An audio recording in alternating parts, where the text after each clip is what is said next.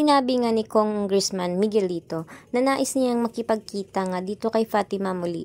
Subalit ay tumanggi nga itong si Fatima dahil nga ay kakamatay nga lang umano ng kanyang kuya. Subalit ay hindi nga nagustuhan nga ni Miguelito ang sinabi ni Fatima na tinanggihan siya. Kaya naman ay tinakot nga niya ito.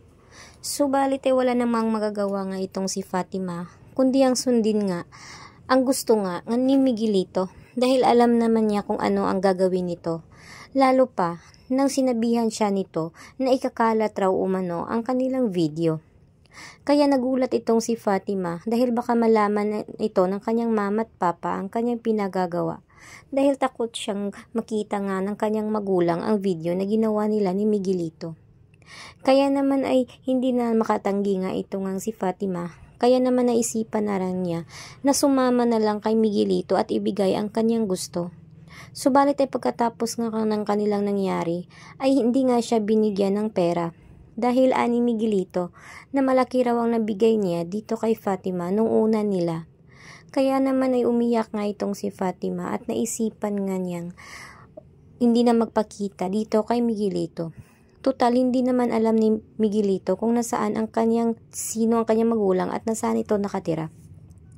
Subalit ay nagkakamali nga si Fatima dahil talaga namang malakas na tao itong mga gerero at mahanap nga rin si Fatima pati na rin ang pamilya nito. Takot nga ang dalaga na baka malaman niya kung saan nga nakatira ang kanyang pamilya dahil alam niya baka ano ang gagawin dito.